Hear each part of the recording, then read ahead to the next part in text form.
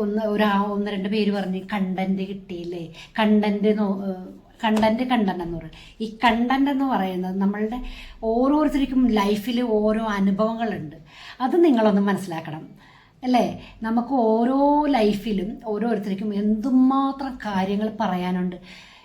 നമ്മൾ മുമ്പൊക്കെ എഴുതി തീർക്കുമായിരുന്നു നമ്മുടെ ജീവിതം. നമുക്ക് വേണമെങ്കിൽ ഡയറിയിൽ എഴുതാം, അല്ലെങ്കിൽ നമുക്കൊരു സ്റ്റോറി ആക്കാം, നമുക്ക് നോവലാക്കാം, ചെറുകഥയാക്കാം. പക്ഷേ ഇപ്പോൾ നമുക്കങ്ങനെയല്ല. നമുക്കിതുപോലെ പറഞ്ഞ് ആൾക്കാരെ മനസ്സിലാക്കാം, നമുക്ക് സ്വയം ബോധ്യപ്പെടാം നമ്മുടെ പോയ കാര്യങ്ങൾ. ഞാൻ പറഞ്ഞു വരുന്നത് എന്താണെന്ന് വെച്ചാൽ, എൻ്റെ ഹസ്ബൻഡിന് ഫസ്റ്റ് നൈറ്റ് തന്നെ എൻ്റെ എൻ്റെ ഭർത്താവിൻ്റെ അമ്മ എനിക്കൊരു നോട്ടീസ്, ഒരു പേപ്പർ എടുത്ത് തന്നിട്ട് പറഞ്ഞു, ഇത് അവൻ്റെ ജോലി ഡിസ്മിസ്സായത് അവരുടെ പേപ്പറാണെന്ന് പറഞ്ഞു, ഫസ്റ്റ് നൈറ്റ്. അപ്പം ഞാനന്ന് ചെറിയ കുട്ടിയാണ്, എനിക്ക് 18 വയസ്സല്ലേ ഉള്ളൂ. എന്താണ് ഒന്നും മനസ്സിലായില്ല, എന്താ സംഭവം എന്ന് മനസ്സിലായി. ഇപ്പം പിള്ളേർക്കാണെങ്കിൽ അത് മനസ്സിലാവും, അന്നൊന്നും ബോധവും വിവരമൊന്നുമില്ല. അപ്പം അത് നമ്മളത്ര സീരിയസ് ആയിട്ടൊന്നും എടുത്തില്ല. പിന്നെ പോകെ മനസ്സിലായി, കാശില്ല, ജോലിയില്ല, പുള്ളി പുറത്ത് കൊണ്ടുപോകില്ല, നമ്മൾക്ക് പുറത്ത് പോകാനുള്ള ഇതില്ല, പൈസ വേണം. നമുക്കൊരു ഫിലിമിന് പോകണമെങ്കിൽ പൈസ വേണം, പുറത്ത് പോയി ഒരു ചായ കുടിക്കണമെങ്കിൽ പൈസ വേണം, എന്തിനൊന്ന് പള്ളിയിൽ പോകണമെങ്കിൽ പൈസ വേണം, വണ്ടി കാശ് വേണം. അപ്പോൾ എന്താ, നമ്മൾ ഒറ്റയ്ക്ക് അടുത്തുള്ള പള്ളിയിൽ പോവും, ഒറ്റയ്ക്ക് പോവും, അടുത്ത പള്ളിയിൽ പോയിട്ട് വരും, പുള്ളി വരില്ല. അങ്ങനെയൊക്കെയാണ് നമ്മൾ ജീവിച്ചത്, വളരെ കഷ്ടപ്പെട്ടും ബുദ്ധിമുട്ടി കഴിച്ചത്.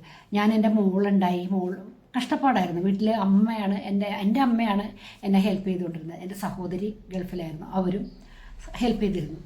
അപ്പം എൻ്റെ മോൾ LKG പഠിക്കുമ്പോൾ ഞാൻ ജോലിക്ക് പോയി തുടങ്ങി. ഈ ജോലിക്ക് പോയി തുടങ്ങി പൈസ കിട്ടി തുടങ്ങിയപ്പോൾ ഞാൻ മാറി.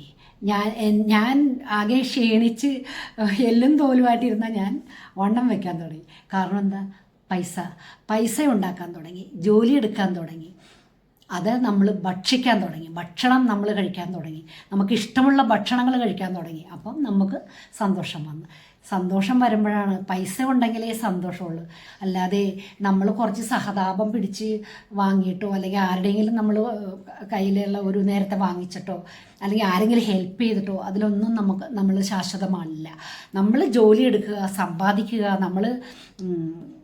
അത് ജീവിക്കുക. അതുകൊണ്ട് നമ്മൾ ജീവിക്കുക, അപ്പം നമുക്ക് സന്തോഷം വരും ഇല്ലേ. നമ്മൾ അധ്വാനിച്ച് നമ്മൾ ഉണ്ടാക്കുമ്പോൾ നമുക്ക് എന്തെന്നില്ലാത്ത ഒരു ആഹ്ലാദമാണ്, സന്തോഷമാണ്. അത് ആര് തന്നാലും ഉണ്ടാവില്ല അത്രയും സന്തോഷം. ഇനി അമ്മ തന്നാലും ഉണ്ടാവില്ല, മക്കൾ തന്നാലും ഉണ്ടാവില്ല, വേറെ എൻ്റെ സഹോദരിമാർ ആരും ആയിക്കോട്ടെ തന്നാലും അതിന് ഒരു കണക്കുണ്ടാവും. ഞാൻ ഇത്രയും തന്നില്ലേ, അത്രയും തന്നില്ലേ എന്ന്.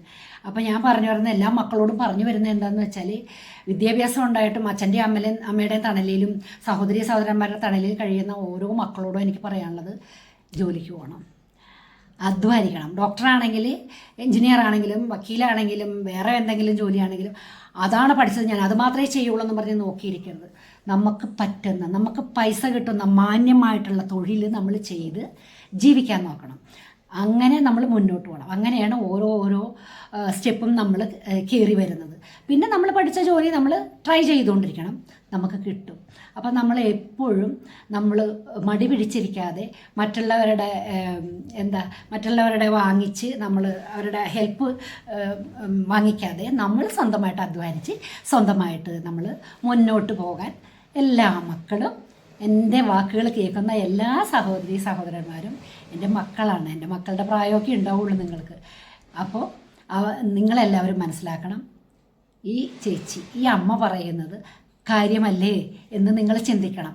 അപ്പോൾ എല്ലാവരും ജോലിക്ക് പോയി സമ്പാദിച്ച് നിങ്ങളുടെ കൂടെ നിൽക്കണവരെയും, അമ്മയായിക്കോട്ടെ അച്ഛനായിക്കോട്ടെ, അവരെയും നിങ്ങൾ സംരക്ഷിക്കാൻ മുന്നോട്ട് വരണം കേട്ടോ.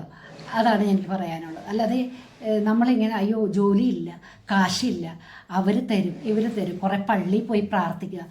ദൈവം പാതി താൻ പാതി എന്നാണ് പറയുന്നത്. ദൈവം തരും നമുക്ക്, നമ്മളും കൂടി പ്രയത്നിക്കണം, നമ്മൾ അധ്വാനിക്കണം, നമ്മൾ അതിനു വേണ്ടി മുതിരണം.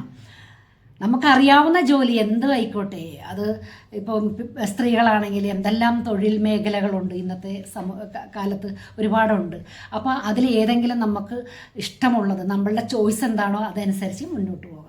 ഇപ്പോൾ ബ്യൂട്ടീഷ്യനാണെങ്കിൽ ബ്യൂട്ടീഷ്യനാകാം, ടൈലറിങ്, അല്ലെങ്കിൽ വേറെ എന്തെങ്കിലും, ഇപ്പോൾ ഈ എന്തെല്ലാം ഇതുണ്ട്, ഹോം മെയ്ഡ് സാധനങ്ങളൊക്കെ ഉണ്ടാക്കുക, അങ്ങനെയൊക്കെ ചെയ്യാം. അങ്ങനെ അങ്ങ് മുന്നോട്ട് പോകാം. 10 പൈസ നമ്മൾ ഇപ്പോൾ ജോലി നമ്മുടെ ജോലി പോയെന്നിരിക്കും. ഇപ്പോൾ കൊറോണ ടൈമിൽ എൻ്റെ ജോലിയും പോയതാണ്.